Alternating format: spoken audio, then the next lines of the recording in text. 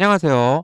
이번 시간에는 항상성 조절의 사례와 관련된 문제들을 함께 풀어보도록 하겠습니다. 1번부터 볼게요.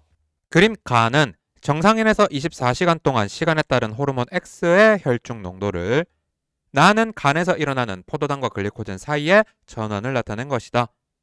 X는 혈당량 조절에 관여하며 이자에서 분비된다고 합니다. 이자에서 분비되는 혈당량 조절에 관여하는 호르몬 두 가지 뭐가 있었죠? 인슐린과 글루카곤이었습니다. 그런데 지금 X는 보니까 아침 식사 후에 높아지고 점심 식사 후에 높아지고 저녁 식사 후에 높아지고 있어요. 즉 식사 후 혈당이 높아질 때마다 호르몬 X의 필요성이 증가하고 있습니다. 그럼 호르몬 X의 역할이 뭘까요? 혈당량을 높여주는 거? 아니죠. 혈당량이 높아질 때마다 필요했으니까 혈당량을 낮춰주는 호르몬 인슐린이 되겠습니다. 인슐린 어떻게 혈당량을 낮춘다고 했을까요? 세포들이 혈액 내 포도당을 흡수하도록 만들고 간에서는 포도당이 글리코젠으로 합성되도록 촉진한다고 했었습니다. 반대 과정, 글리코젠이 포도당으로 분해되는 것은 글루카곤이 촉진했었죠. 보기 봅시다. 기억. 인슐린은 간에서 니은 과정을 촉진하는 게 아니고 기억 과정을 촉진합니다. 니은. X의 분비를 조절하는 중추는 연수이다. 혈당량, 체온, 삼투압 모두 최고 조절 중추는 시상 하부였었습니다. 디귿. X는 이자의 베타세포에서 분비된다. 인슐린 베타세포 맞죠. 글루카곤 알파세포였었습니다. 정답 디귿만 맞고 3번. 2번. 표는 정상인에서 일어나는 체온 조절 과정의 일부를 나타낸 것이다. 가에서 다는 각각 저온 자극과 고온 자극을 주었을 때 나타나는 반응 중 하나랍니다. 가부터 살펴볼게요. 갑상샘에서 티록신 분비가 촉진된대요. 티록신의 역할이 뭐였죠? 우리 몸의 물질 대사를 촉진했었습니다. 물질 대사를 촉진하면 에너지를 사용한다는 소리고 결국 사용한 에너지는 최종적으로 열의 형태로 빠져나가게 돼요. 그럼 우리 몸에서 열 발생량이 증가하게 되는 거죠. 열 발생량이 늘어나는 건 추울 때 저온 자극이 주어졌을 때가 되겠습니다. 피부 근처 혈관이 확장된다.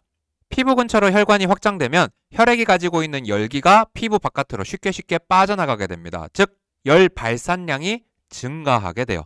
빠져나가는 열의 양을 늘린다. 그러면 내 몸이 빠르게 식게 되겠죠. 이건 고온 자극이 주어졌을 때 현상이 되겠습니다.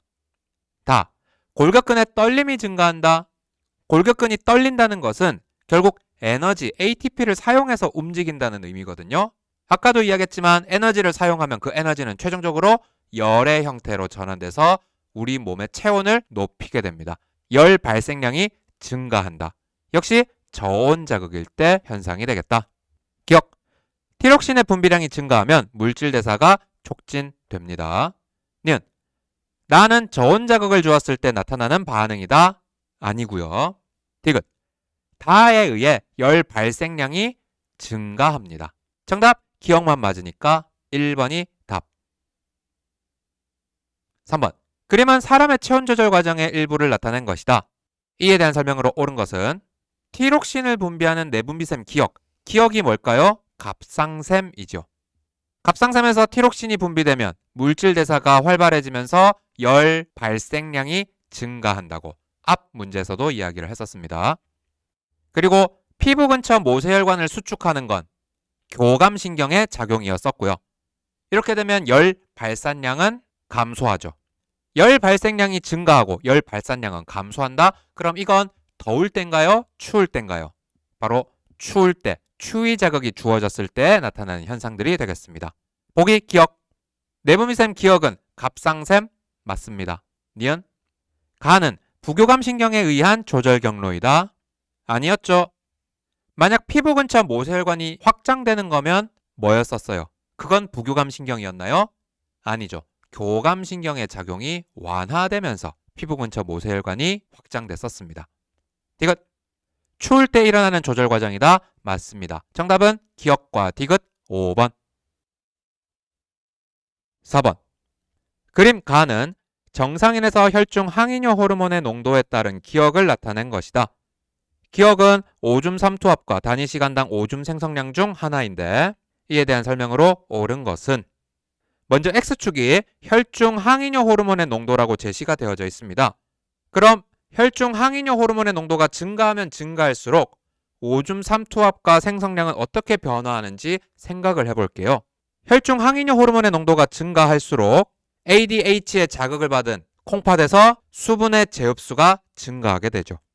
원래 이 수분은 소변으로 빠져나갈 거란 말이에요. 그런데 밖으로 배출하지 않고 다시 재흡수를 했어요. 그럼 소변을 통해 빠져나가는 물의 양은 줄어들게 될 겁니다. 오줌의 생성량은 감소한다. 소변을 통해 내버리는 노폐물의 양은 거의 그대로인데 물의 양은 줄었어. 그럼 소변의 삼투압, 오줌의 진하기는 어떻게 된다? 삼투압은 증가할 겁니다. 그래프에서 동그라미 기억은 항이뇨 호르몬의 농도가 증가할 때 함께 증가하고 있네요. 그럼 오줌의 생성량과 오줌의 삼투압 중에서 오줌의 삼투압이라고 볼 수 있겠습니다. 보기 보겠습니다. 기억. ADH는 뇌하수체 후엽에서 분비된다. 맞고요. 니은. 기억은 단위 시간당 오줌 생성량 아니고 삼투압입니다. 디귿. 콩팥에서의 단위 시간당 수분 재흡수량은 C1일 때가 C2일 때보다 많다. 항이뇨 호르몬의 역할이 수분의 재흡수를 증가시키는 것이라고 했잖아요. 그럼 당연히 항이뇨 호르몬의 농도가 높을수록 수분의 재흡수량도 많아지게 될 겁니다. 따라서 디귿은 틀린 지문. 정답은 기억만 맞는 1번이 답. 5번. 그림 가는 어떤 동물에서 전체 혈액량이 정상 상태일 때와 기억일 때 혈장 삼투압에 따른 혈중 호르몬 X의 농도를 나타낸 것이다. X는 뇌하수체 후엽에서 분비되고 기억은 전체 혈액량이 정상보다 증가한 상태, 감소한 상태 중 하나라고 합니다. 먼저 뇌하수체 후엽에서 분비되면서 삼투압을 조절하는 X는 항이뇨 호르몬이겠죠. 기억이 어떤 상태인지 판단하기 위해서 여기 선을 긋고 혈장 삼투압이 동일할 때의 경우를 한번 생각해 보도록 하겠습니다. 정상인 경우에는 이 정도의 혈장 삼투압일 때 혈중 항이뇨 호르몬의 농도는 이 정도여야 합니다. 그런데 기억 상태에선 똑같은 혈장 삼투압인데 항이뇨 호르몬의 농도가 감소했죠. 항이뇨 호르몬의 농도가 감소했다는 말의 뜻은 수분의 재흡수 필요성이 감소했다는 의미입니다. 혈장의 농도는 똑같은데 지금은 수분을 재흡수하기가 곤란한 상황인 거예요. 혈액량이 정상보다 증가한 상태와 감소한 상태 중에서 수분을 재흡수하기 곤란한 상태는 언제일까요? 이렇게 생각해 보세요. 우리 몸의 혈액은 혈관 속에 흐르고 있죠. 그런데 혈액량이 정상보다 증가한 상태라면 혈액들을 담고 있는 혈관이 빵빵해지게 될 겁니다. 즉 혈액이 혈관에 가하는 힘, 혈압이 증가했을 거예요. 그런데 이 상황에서 수분을 재흡수하면 혈액량은 더욱 늘어날 거고요. 자칫하다 혈관이 빵 터져버릴 수도 있겠죠. 따라서 동일한 혈장 삼투압임에도 수분 재흡수를 못하는 이 상황은 혈액량이 정상보다 증가한 상태라고 볼 수 있겠습니다. 보기 기억. 기억일 때 생성되는 소변의 양은 정상 상태일 때보다 적다. 아니죠. 항이뇨 호르몬의 분비가 줄었기 때문에 수분의 재흡수가 줄어들고 소변으로 배출되는 수분의 양이 증가했을 겁니다. 니은. 기억은 정상 상태일 때보다 전체 혈액량이 증가한 상태이다. 맞습니다. 디귿. X. 항이뇨 호르몬은 방광에 작용하여 수분의 재흡수를 조절한다. 수분의 재흡수를 조절하는 건 맞는데 방광이 아니라 콩팥에 작용을 했었습니다. 정답은 니은만 맞고 2번이 답이네요. 6번. 그림은 어떤 사람의 체온 조절 중추 가에 고온 자극과 저온 자극을 주었을 때 시간에 따른 온도 변화를 나타낸 것이다. 동그라미 A와 B는 각각 고온 자극과 저온 자극 중 하나라고 합니다. 먼저 우리 몸의 체온 조절 중추 어디죠? 시상하부입니다. 지금 그림에서 변화하는 그래프는 시상하부의 온도가 변화하는 거예요. 어렵게 생각하실 필요 없이 단순하게 해석하시면 됩니다. 시상하부는 일종의 온도 감지 센서라고 했습니다. 그 온도 감지 센서의 온도가 낮아졌어요. 왜 낮아졌을까요? 더워서? 추워서죠. 저온 자극이 주어졌기 때문에 시상하부의 온도가 낮아진 겁니다.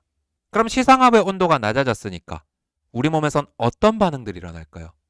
이 시상하부를 히터의 센서라고 생각해 보세요. 히터의 센서가 차갑다는 온도를 감지했습니다. 그럼 히터에선 어떤 반응이 일어나죠? 방의 온도를 높이기 위해서 열심히 뜨거운 바람을 불어내겠죠. 시상하부 역시 마찬가지. 시상하부가 저온을 감지하면 우리 몸에서 열 생산은 증가하고 열 발산은 감소하는 반응들이 일어나게 됩니다. 반대로 B 구간에선 시상하부의 온도가 높아졌어요. 센서의 온도가 높아졌다는 것은 뜨거운 고온 자극이 주어졌다는 걸 의미하는 거고요. 센서가 뜨거워졌으면 우리 몸의 온도를 식히는, 낮추는 방향으로 반응들이 일어나도록 명령을 내릴 겁니다.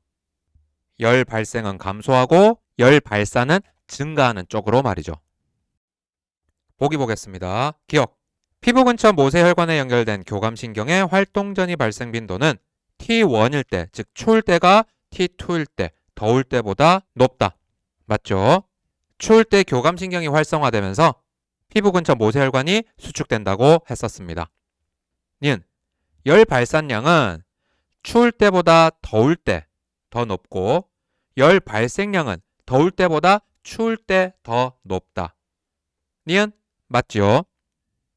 디귿, 체온 조절 중축 가는 연수이다. 아니고 시상하부였었습니다. 정답은 기억과 니은이 맞는 2번. 이번 시간에는 항상성 조절과 관련된 실제 사례들의 문제들을 함께 풀어보았습니다. 여기까지 하겠습니다. 감사합니다.